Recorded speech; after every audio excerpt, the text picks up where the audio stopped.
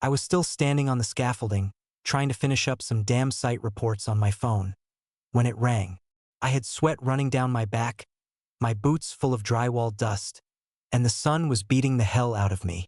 I didn't even want to answer, but it was my wife. I figured maybe she wanted to check in from the company barbecue, the one I was supposed to be at but couldn't make because the site manager called me in last minute. I put the drill down and answered, wiping my face with the inside of my shirt. I heard music and laughter in the background, people joking, a country song playing way too loud, before her voice cut through all of it. "Hey everyone, listen up," she shouted. Loud, way too loud, like drunk loud. I pulled the phone back from my ear, frowning. I'm officially done being married to this man. It's over. Everything went dead silent on the call. Even the music faded like somebody turned it down. Some guy in the background said, "Is she serious?" I didn't say anything for a second. I could hear the blood rushing in my ears. My jaw clenched, but I didn't give her the satisfaction of blowing up.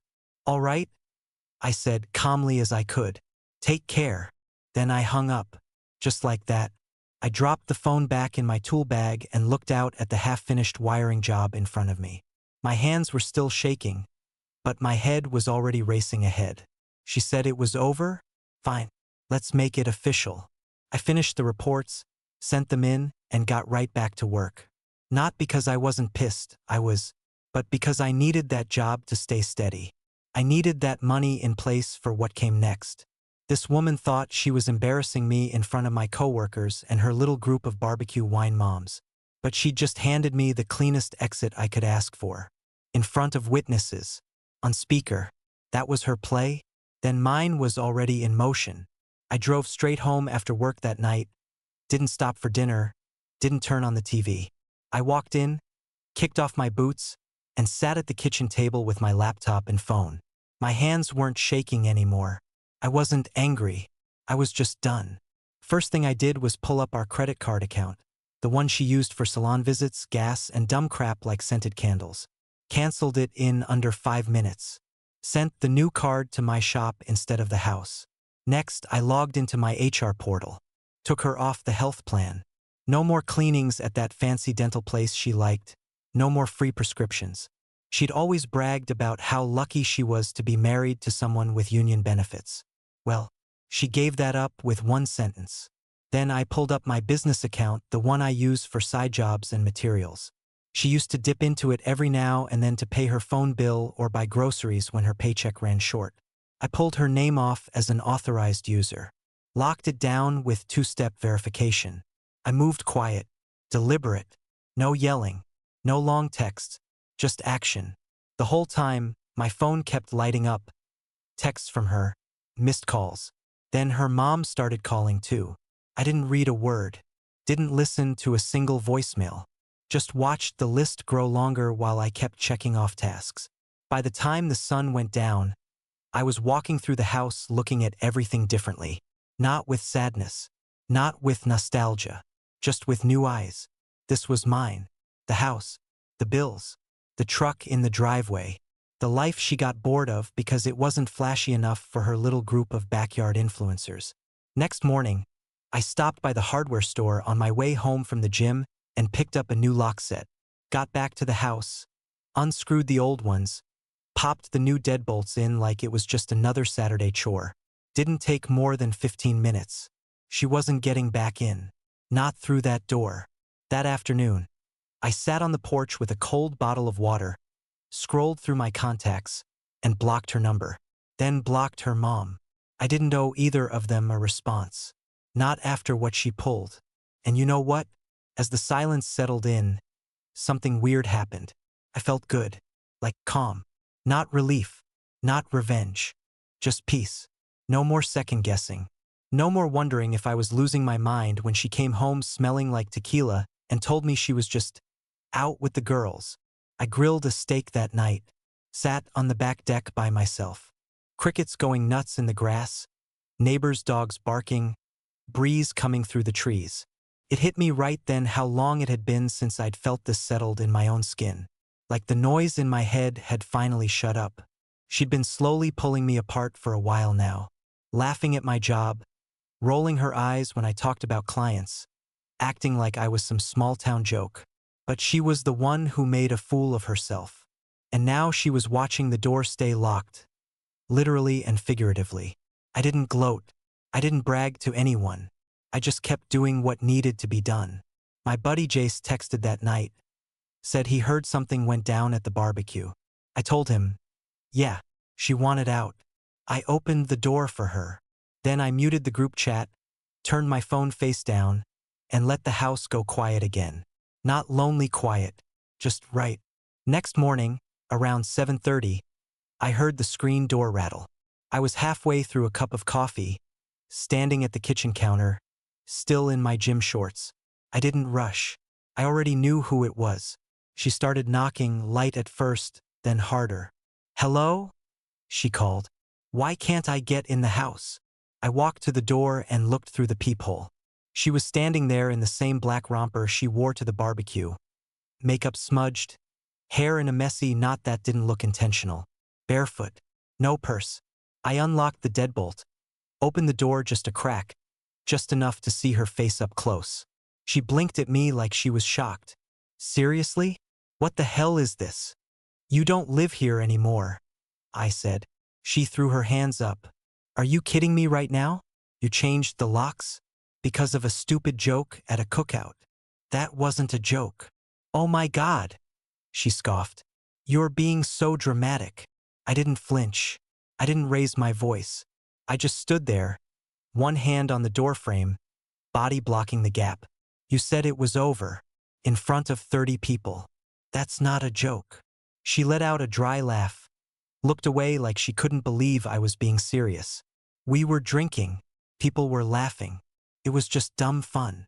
No, I said. It was clear, loud and clear. You wanted out. I gave you the door. She stepped forward like she was about to push past me. But I didn't move. Her eyes narrowed. I can't believe you're doing this. You're really throwing everything away over one comment. I leaned against the door. You made the choice. I'm just following through. She looked at me like I'd slapped her. You don't even want to talk? Not even a conversation. You didn't ask for a conversation at the barbecue, I said. You made a speech. She stood there, breathing heavy, trying to come up with something else. But she didn't have it. I started to close the door. You need to go. Unbelievable, she muttered. You're really gonna do this? I nodded once. Yeah, I am. I shut the door and locked it. Didn't slam it. Didn't say another word. I walked over to the living room window and watched her through the blinds. She stood there for a minute like she thought maybe I'd open up again. Then she pulled out her phone. I couldn't hear her, but I knew that stance. The hand on her hip, the tight jaw, the fake tears. She was calling her mom. Again. And probably telling her I'd lost it or that I was acting crazy. Same playbook as always. But this time I didn't care. She paced a little on the porch, barefoot on the concrete, then finally stomped off toward the street like she expected someone to pick her up. I didn't bother watching her leave. I'd already seen enough. I let the blinds fall shut and went to pour another cup of coffee. I hadn't even finished my second cup when the phone rang again. Unknown number. I let it go to voicemail. 30 seconds later, it rang again. Same number. I figured it was one of my vendors or a supplier trying to chase down a PO, so I picked up. Big mistake. It was her mom and she came in swinging. You selfish little coward, she snapped. How dare you freeze her cards? You left her stranded with no money, no gas. What is wrong with you? I didn't yell, didn't flinch. I just let her run her mouth for a few seconds before cutting in. She ended the marriage in front of half the company, I said. I just believed her. Silence on the other end for a beat. Then, you're punishing her over one joke? Click. I hung up, blocked the number. Done. If they were gonna play victim, they could play it without me. The next day, I was back on site by 8. Running conduit in a half-renovated dentist office downtown, trying to stay focused. One of the HVAC guys from another crew walked past me, gave me a weird look, then doubled back. Hey, he said, that your wife at the company barbecue? I didn't say yes or no, just waited. He laughed awkwardly. Man, she, she kinda lost her damn mind, huh? I didn't defend her. Didn't throw dirt either. She said the marriage was over, I said. So I acted accordingly. He nodded slowly. Yeah. Well, folks are still talking. People didn't know what to do when she said that. I did, I said. He gave me a look like he wasn't sure if I was joking or not, then walked off. I went right back to pulling wire, but something about the way I moved felt different. Lighter, straighter. I didn't even notice it at first. Back in the truck, I looked at myself in the mirror. I looked the same. Same face, same ball cap, same 5 o'clock shadow. But I didn't feel like a guy holding on anymore. I felt like a man finally letting go. Around lunch, I pulled into a parking lot, found a divorce attorney near downtown, and called to make an appointment. Receptionist asked me if it was urgent. I said, not anymore. I'm just ready to get started. I showed up to the law office 10 minutes early. Brick building, second floor, smelled like fresh carpet and old coffee. Woman at the front desk asked if I needed water. I told her no thanks and just sat quietly, hands folded, waiting to get this done. The lawyer was a short guy named Kessler. Bald, plain tie, didn't smile much. I liked him immediately. He shook my hand and motioned me into a small office with a big oak desk and 2 chairs that looked like they'd never been used. So, he said, opening a folder. What's going on? I told him everything. Straight, no fluff. The barbecue, the speakerphone, her exact words. He didn't interrupt. Just nodded and jotted some notes. No kids. Nope. Who owns the house? Me. Bought it before we got married. Vehicles. 2 trucks. Both in my name. Titles are clean. He raised an eyebrow for the first time. Does she have a job? Part-time. Works at that dog grooming place off 4th. She make enough to support herself? She always said my job was enough for both of us. Kessler leaned back in his chair. Then this should be pretty clean. He pulled out some papers, started going over next steps. Filing location, separation date, timeline. I nodded through it all. What are you looking for in the outcome? He asked. Just my stuff. No drama. She said it was over. I'm agreeing with her. He smirked like he didn't hear that one often. All right then. Let's get the ball rolling. 15 minutes later, the paperwork was filed. I signed where he pointed. The moment I capped the pen, it was like 100 pounds came off my chest. I left the office lighter than I walked in, until I saw her. She was leaning against the passenger side of my truck like it still belonged to her. Full makeup, tight jeans, hair done up, like she was about to do a photo shoot, not beg for her marriage back. I walked straight to the door, didn't stop. Wait, she said, stepping in front of me. Can we talk for a second? I don't think there's much to say. She reached out like she might touch my arm, then pulled back. I messed up. Okay. I was drunk. I was trying to be funny. You were clear. Tears started welling up, real or fake, I didn't care. You're just gonna throw away everything? Just like that.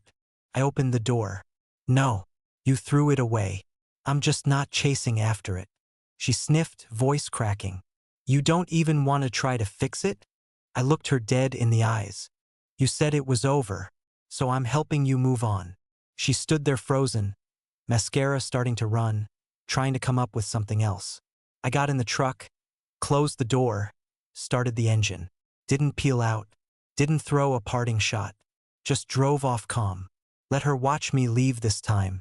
She showed up again 2 days later, this time banging on the door like the house owed her something. I'd just gotten back from a job, covered in attic insulation, arms scratched up, dead tired. I looked through the peephole and saw her pacing in the driveway, phone in hand, face tight with fake urgency. I didn't open the door right away. I just stood there, letting her stew. Finally, I cracked it open and stepped outside, closing it behind me. Her eyes lit up, like she thought she was finally wearing me down. Can we please just talk without you slamming the door in my face? I never slammed it, I said. You just weren't welcome. She pulled a deep breath through her nose, like she was prepping for a speech. Look, I know I screwed up. okay? But you can't just cut me out like this. We've got history, years together. You're just gonna throw all that away." I crossed my arms. "You didn't seem too worried about history when you grabbed that mic like it was open mic night at the Improv." She rolled her eyes hard. "You're really gonna keep bringing that up? It was one bad joke. One night. It wasn't a joke. You were serious. So I took you seriously." Her tone switched fast. "My mom kicked me out, you know? She's sick of the drama. I've got nowhere to stay. I can't even afford rent right now." I leaned against the porch post. "You said you wanted independence. You got it. You're being cruel," she snapped. "You're really gonna watch me struggle just to prove a point?" "No point. Just following through. You made the choice, not me." She tried a different angle, soft voice, eyes wet. "You're ruining my life over one dumb mistake. You know me. You know who I am." I looked her square in the face. "Yeah, I do. That's why I'm done." Her voice cracked. "I was just drunk. Everyone was laughing. It wasn't meant to hurt you." "Still did," I said. "And it wasn't just the words. It was the timing, the place, the damn performance of it. You didn't care what that did to me. You cared how loud the reaction was." She stared at the ground, lip trembling. For a second, I thought she was done. Then came the last card. "Fine," she said. "If you're so hellbent on this divorce, I won't sign anything. Let's see how clean it goes then." I didn't blink. "You'll be served regardless. I've got a lawyer now." Her mouth dropped open like that actually surprised her. I turned, opened the door, and stepped back inside. "Go stay with one of the people who laughed at your joke," I said, just before the door shut. I locked it behind me. No yelling, no arguing, just done. I heard her storm off the porch, slamming her car door like it would make a dent. But the peace in that house didn't even ripple. Sunday morning, I hit Joe's Diner like I always did. Same booth near the window. Same waitress, Lisa, who already knew I wanted black coffee and the bacon and egg combo, extra crispy. Joe's was our old spot, back when things were good. Before she started treating me like I was the maintenance guy in her life instead of her husband. I didn't go there to reminisce, I just liked the food.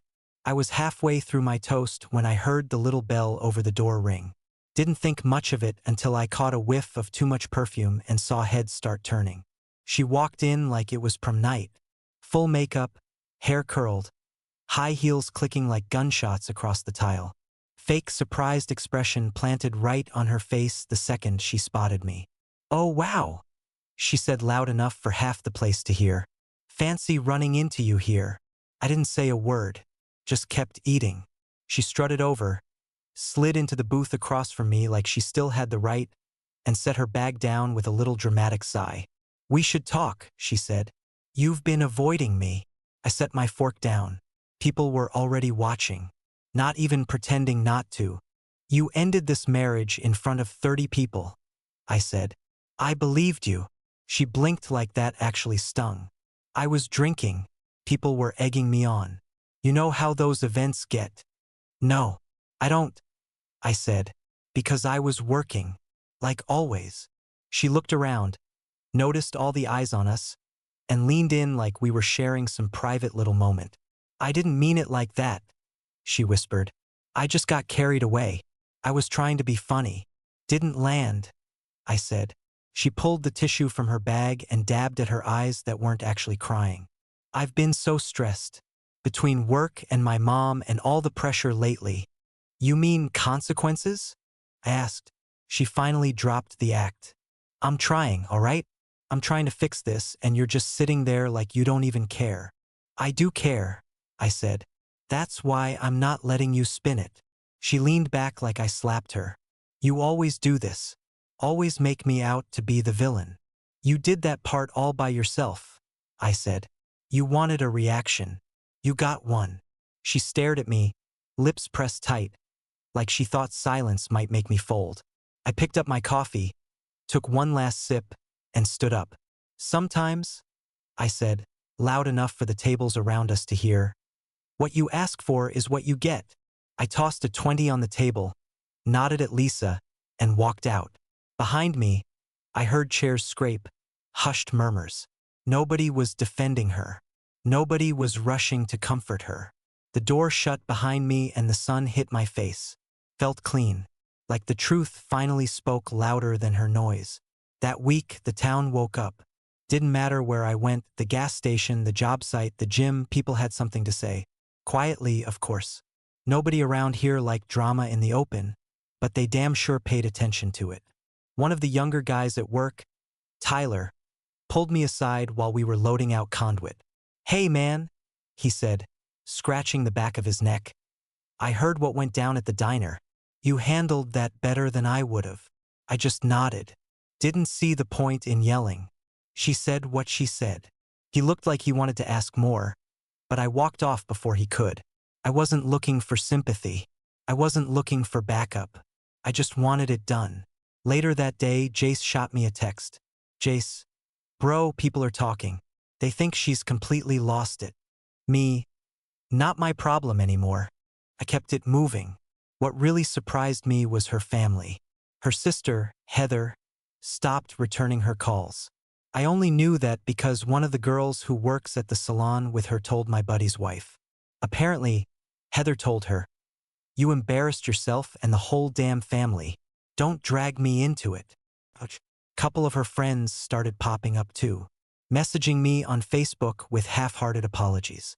Wish I'd stopped her at the barbecue. We didn't think she'd really go through with it. She was trying to be funny and it just came out wrong. I didn't take the bait. I replied to one of them and left it at that. She made her choice. No hard feelings. Because honestly, I didn't have any. My house was quiet, clean, peaceful. I could fall asleep without the TV blasting some Real Housewives nonsense at midnight. Wake up without stepping over her shoes or empty wine bottles by the couch. I started hitting the gym again. Nothing crazy, just 3 days a week. Eating better, sleeping better. My old buddy Nate and I started grabbing lunch again like we used to before she got weirdly jealous about every female waitress who looked my way. It wasn't just a breakup. It felt like I'd finally stopped dragging a boat anchor around my ankles. I didn't say any of that out loud, but people could see it. Lisa at the diner raised an eyebrow one morning and said, "You look about 10 pounds lighter and 5 years younger." "Good sleep," I told her. What I didn't say was, "It's the peace." No tension in the air. No passive-aggressive silence. No guessing what mood I was walking into after work. I could breathe again. And maybe the town would move on, maybe they wouldn't. But I already had. She lit the fire. I just stopped putting it out. I was at the mall picking up a new pair of work boots. Walked straight through the food court, didn't think twice about who might be around. Then I saw her. She was standing behind the counter at one of those pop-up kiosks that sell overpriced phone cases.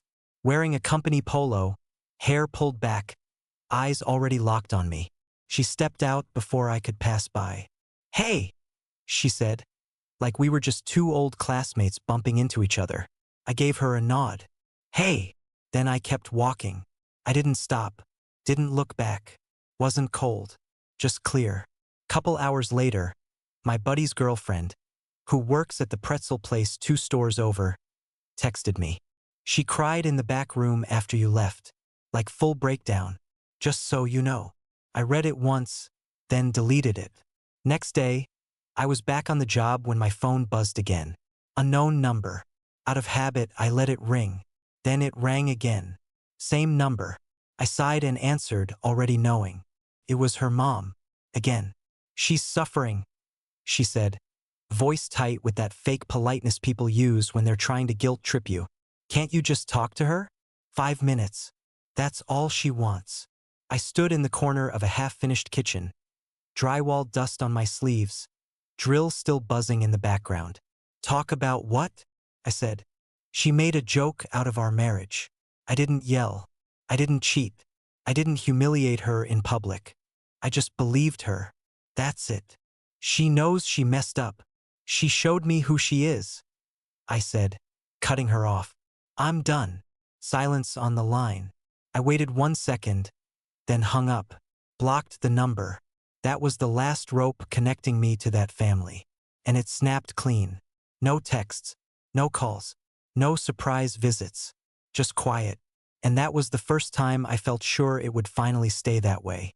A week later, I sat across from my lawyer while he slid a folder across the desk. "That's it," he said. "Final judgment signed. No alimony, no joint debts, nothing tying you together." I opened the folder. Her signature was there right under mine.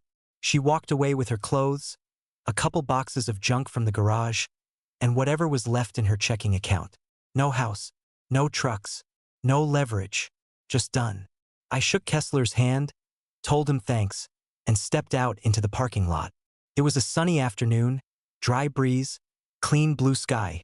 I stood there a second longer than usual, not staring at anything, just breathing, and I smiled. Not that polite kind people throw out at gas stations or church potlucks. I mean, really smiled. Genuinely. First time in a long time. As I walked toward my truck, I passed one of her old friends. Marcy, I think. She was coming out of the nail salon, sunglasses on, coffee in hand. She saw me, did a little double take, then offered a small, hesitant smile. "I heard it's all finalized," she said. "It is." She paused. "You handled that with class." I nodded. I just took her seriously when she showed me who she was. She didn't have anything to say to that. Just looked down and walked off. I climbed into the truck, turned the engine over, and let the radio play whatever it wanted. I didn't care. Now I wake up early without a pit in my stomach. My savings account's finally going in the right direction. No random Amazon packages showing up. No mystery charges on my cards. I cook my own meals. I sleep in peace. I keep my house how I want it. Most mornings, it's just me and a cup of coffee on the back deck while the sun climbs up over the trees. She's still in town, bouncing between two jobs.